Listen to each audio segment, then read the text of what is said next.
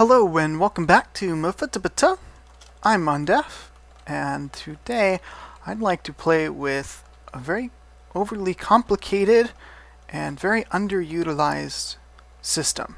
It comes from the mod Factorization, and its basic idea is that ore processing isn't just sticking a rock in a furnace. It is much more involved than that. So what I'm doing to start off with is I am taking a solar turbine and reflective mirrors. The solar turbine needs to sit over water. You can see it's kind of sucked water up inside of that glass casing. That's full now. And it needs these reflective surfaces, or these reflective mirrors, to heat it up so that the turbine can operate. And you can see it's now spinning. That turbine is now running. You can run this at much higher efficiencies by adding more reflective surfaces, but they can block each other. You can see if I put one here, it's not actually recognized. So if I knocked these blocks out, knock these mirrors out, I could put these back here, and these would be recognized. Even these corner ones should be recognized. Oops, not down there in a hole. Right here, there we go.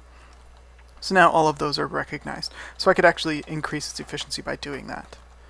So the turbine generates a constant amount of power depending on how many mirrors you have, reflecting into it. But I want to store that power.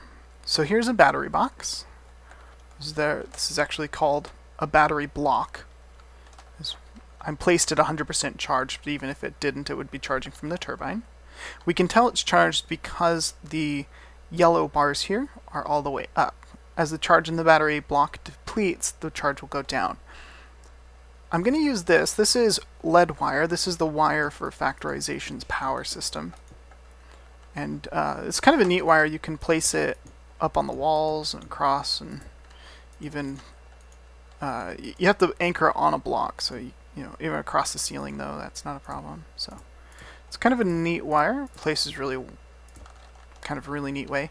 You can't have it float though. I couldn't go straight up here. It has to be attached to a block. Has to anchor on a block. Alright, so we've got the wire coming around. The first thing we're going to do is we're going to put down a grinder. This is a grinder. It's got this kind of a crazy colorful interface. This is where we're going to place our ores, and it's going to pull the power through from the turbine through the battery block around and run the grinder. You can actually visually watch as the grinder operates, which I think is pretty cool. Here you can see it is now running. Well, that's going to grind for a moment. I need to change it to day so the power stays running. Here you go. Of course, by adding more battery blocks, more turbine systems, you could have enough power to operate your systems day and night, but I'm just setting up a little setup. So here we go. Iron ore is processing. You can see I put 8 in. I've already gotten 2 dirty iron gravel out. Here's another one. Now I have 3. You actually have a chance to get 2 and a chance to only get 1. So, okay. Right. Let's go into the next step. The next step is to put this into a mixer. That's what this one is. This is a mixer.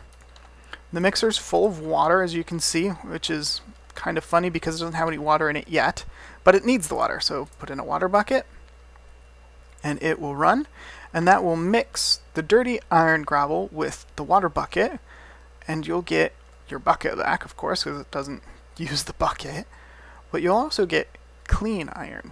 So this is just about done.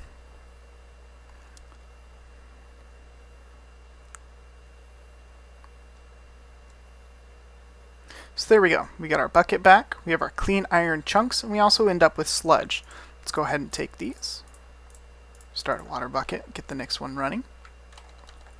Okay. Next up, we're going to put this into a slag furnace. Slag furnace, we're going to use iron chunks and just regular fuel. Note that the lead wire, this guy, doesn't connect to the slag furnace. The slag furnace doesn't need Factorization's power. So, it doesn't have to be next to the wire. I'm just lining these things up for the simplicity and the beauty of it. So this is running. That gave me 2 reduced iron chunks. Perfect. Now we take this into the next stage here. The last stage, which is this guy. This is a crystallizer. In order for a crystallizer to work, it also needs this thing, which is a furnace heater. Ironically, the furnace heater is used in the crystallizer. It has other uses, but there you go. So this is the crystallizer interface. And it needs sulfuric acid to purify and crystallize the metals. And I'll just put the reduced iron chunks in there. You can see it starts heating it up. This is heating from the heater. Once it's fully heated, you can remove the heater or turn it off, and it'll continue to run. You can see the heater fully up, and now it is running. Now it'll take a crazy long time to crystallize, and this bar will go all the way across, and it takes forever. You should be able to fill this with reduced iron chunks, and they would all crystallize. Here you can see it's going to take forever.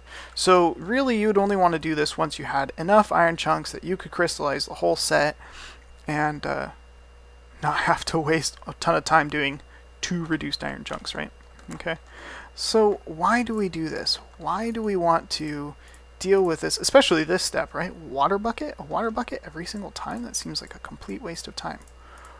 Well, the reason, you can see I've already got 8 here. I've got another one here. I've got 2 there. This still needs to be done in this area. As you run through this process, you take your 1 iron ore and you turn it into an average of 3 crystallized iron, which is this thing, crystallized iron. And the crystallized iron, then you just smelt in a furnace and you get an iron ingot from. So you not double like you would if you used a macerator and then a furnace. You triple your iron or your other materials, right? We could just throw this in there, right? So it's a little bit labor intense, so of course we need ways to automate this. This one's probably the most interesting, the water bucket. Get an empty bucket out as an output. You need to pump that out. You're going to have to refill the water bucket and then pump it back in here.